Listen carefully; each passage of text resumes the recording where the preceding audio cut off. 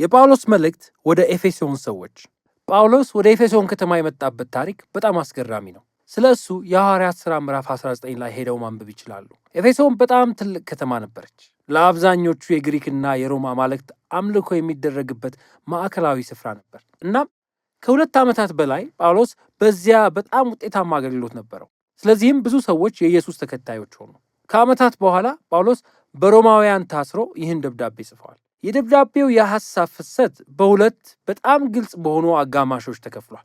በመጀመሪያው አጋማሽ ጳውሎስ የወንጌል ታሪክ በኢየሱስና እርሱ በፈጠረው የብሔር ብዝሃነት ባለው የእርሱ ተከታዮች ስብስብ አማካኝነት እንዴት ወደ ፍጻሜው እንደደረሰ ይዳስሳል። የመልእክቱ ሁለተኛው አጋማሽ ከመጀመሪያው ጋር እንግዲህ በሚለው ቃል ተያይዟል። እናም እዚህ ላይ ጳውሎስ የወንጌል ታሪክ እያንዳንዱን የሕይወታችንን ታሪክ በግል በአካባቢዎቻችንና በማህበረሰባችን እንዲሁም በቤተሰባችን ውስጥ ስንኖር እንዴት ተጽዕኖ ሊያመጣ እንደሚገባ ይዳስሳል። ስለዚህ ዘልቀን እንግባና ጳውሎስ ይህን ሁሉ እንዴት እንዳዳበረው እኒ ምዕራፍ 1 የሚጀምረው ደስ በሚል የአይሁዶች አይነት ግጥም ነው። በዚህ ግጥም ጳውሎስ እግዚአብሔር አብን በክርስቶስ ኢየሱስ ስላደረጋቸው አስደናቂ ነገሮች ያመሰግነዋል። ከዘላለም በፊት አብ የኪዳን ሕዝብን የመምረጥና የመባረክ ዓላማ ነበረው። እናም እዚህ ላይ በዘፍጥረት ምዕራፍ 12 ከቁጥር 1 እስከ 3 የአብርሃምን ቤተሰብ አስቡ። ስለዚህም አሁን በኢየሱስ በኩል ማንኛውም ሰው በጉዲፈቻ የዚያ ቤተሰብ አባል መሆን ይችላል። የኢየሱስ ሞት የእኛን የክፉ ኃጢአቶችና የክፉ ውድቀቶች ይሸፍናል። እንዲሁም በኢየሱስ የእግዚአብሔርን ጸጋ እናገኛለን። እንዲያውም ጳውሎስ እያንዳንዱን የሕይወታችንን ክፍል እንድንረዳ ጸጋ አዲስ መንገድ ከፍቶልናል ብሏል። በምዕራፍ 1 ቁጥር 10 ላይ የእግዚአብሔር ዓላማ በሰማይና በምድር ያሉትን ሁሉንም ነገሮች በክርስቶስ ስር ለመጠቅለል ነው ይለናል። ክርስቶስ ማለት ደግሞ መሲህ የሚል የስያሜ ትርጉምን ይይዛል። ምንጊዜም ቢሆን የእግዚአብሔር ዕቅድ በመሲሁ ኢየሱስ አንድ የሆነ የታደሰ ትልቅ የሰው ልጆች ቤተሰብ እንዲኖረው ነው።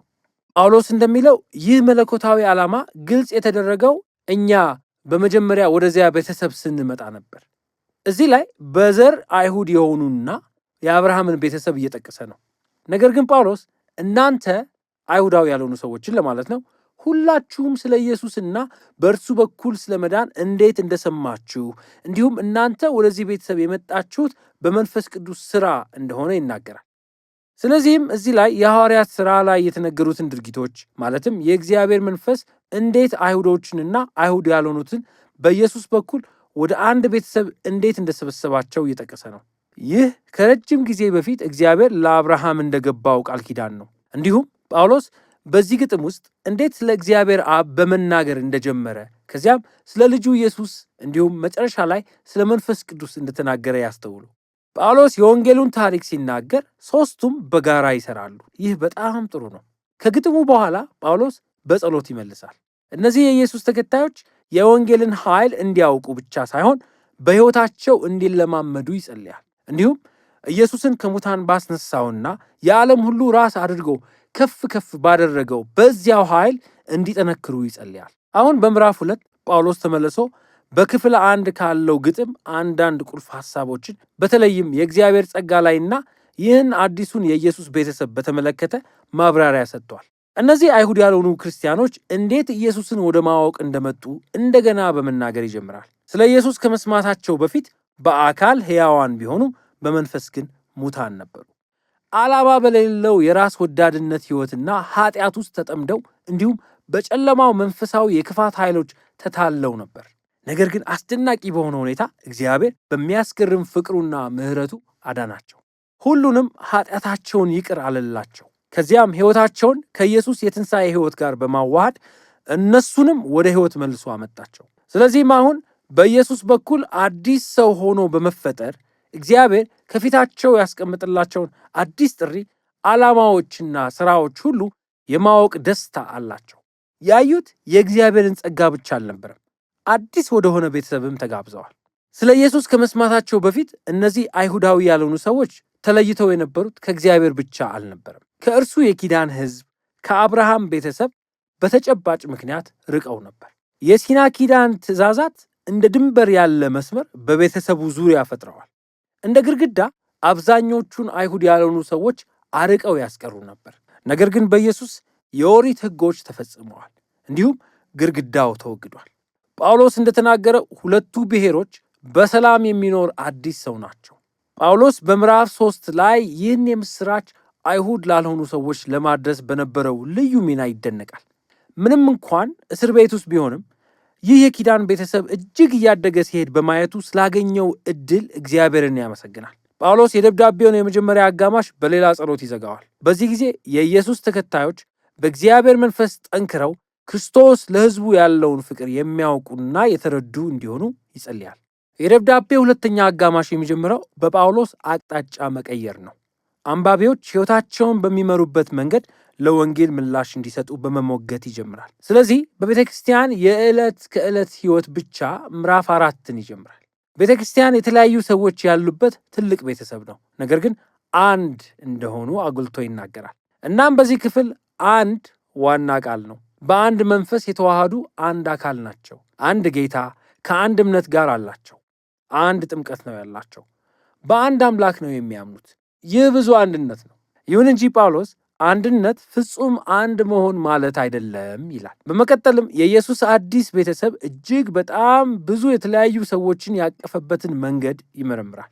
ነገር ግን እያንዳንዳቸው ልዩ ችሎታቸውንና ስሜታቸውን በመጠቀም ለማገልገልና እርስ በርሳቸው ለመዋደድ እንዲሁም ቤተ ክርስቲያንን ለመገንባት ሁሉም በአንዱ መንፈስ ቅዱስ ስልጣን ተሰጥቷቸዋል።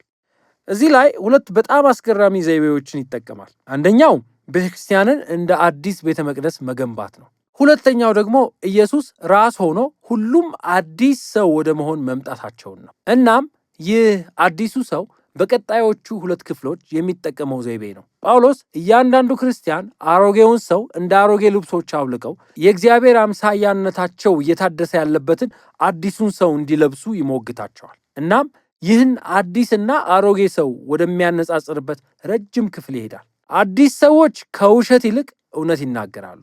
ቁጣ ከመያዝ ይልቅ በሰላም ችግሮችን ይፈታሉ። ከመስረቅ ይልቅ አዲስ ሰዎች ለጋስ ናቸው። ከማማት ይልቅ በአንደበቶቻቸው ሌሎችን ያበረታታሉ። ከመበቀል ይልቅ አዲስ ሰዎች ይቅር ይላሉ። አዲስ ሰዎች ሁሉንም ጾታዊ ስሜቶች ከማርካት ይልቅ የሰውነት ፍላጎቶቻቸው ላይ ራስ መግዛትን ያዳብራሉ። ከመስከር ይልቅ አዲስ ሰዎች በእግዚአብሔር መንፈስ ተጽዕኖ ስር ይሆናሉ። ያ ተጽዕኖም ምን እንደሚመስል በአራቱ የተለያዩ መንገዶች ያብራራል። የመጀመሪያዎቹ ሁለቱ ከመዘመር ጋር የተያያዙ ናቸው። በጋራ መዘመር እንዲሁም ለብቻ መዘመር። ጳውሎስ መንፈስ ቅዱስ በኢየሱስ ሕዝብ ሕይወት ውስጥ ስለሚሰራበት መንገዶች ሲናገር በመጀመሪያ ያስቀመጠው መንገድ በመዘመርና በሙዚቃ መሆኑ በጣም አስደናቂ ነገር ነው። ሶስተኛው የመንፈስ ቅዱስ ተጽዕኖ ምልክት ለሁሉም ነገር አመስጋኝ መሆን ነው። አራተኛው ደግሞ መንፈስ ቅዱስ የኢየሱስ ተከታዮች ራሳቸውን ከሌሎች በታች እንዲያደርጉና ሌሎችን ከራሳቸው በላይ እንዲያልቁ ግድ ይላቸዋል። ጳውሎስም በክርስቲያናዊ ጋብቻ ውስጥ እንዴት እንደሚሰራ በማሳየት ይህንን አራተኛ ነጥብ አብራርቶታል። ኢየሱስን የምትከተል ሚስት ባሏን እንድታከብርና ለእሷ ኃላፊነት እንዲወስድ እንድትፈቅድለት ተጠርታለች። ባል ደግሞ ሚስቱን እንዲወድና የተሰጠውን ኃላፊነት ራስ ወዳድ ዕቅዱን ለመጣልና የሚስቱን ደህንነት ከራሱ በላይ ለማስቀደም እንዲጠቀመው ተጠርቷል። እናም ጳውሎስ እንዳለው ወንጌልን ዳግም የሚተርከው እንደዚህ አይነት ጋብቻ ነው። የባል ተግባራት ኢየሱስንና ፍቅሩን እንዲሁም ራሱን መስዋዕት ማድረጉን ይመስላል።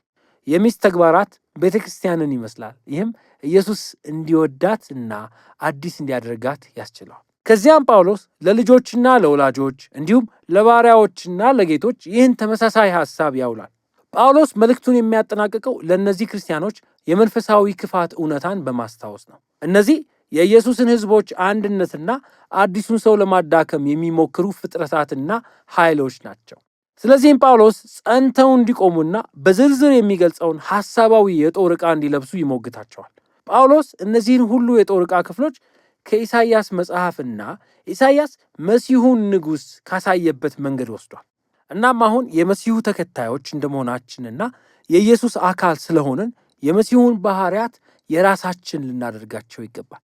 በተጨባጭ ሁኔታ ጳውሎስ እኛ ክርስቲያኖች እንደ ኢየሱስ ተከታዮች ሆነን እንድናድግ እና እንድንበስል እንዲረዳን ጸሎትን፣ መጽሐፍ ቅዱስንና እርስ በርስ ያለንን ግንኙነት በንቁነት በመጠቀም ልምዶችን መፍጠር እንድንጀምር የፈለገ ይመስለኛል። እናም የኤፌሶን ሰዎች መልእክት ይህን ይመስላል።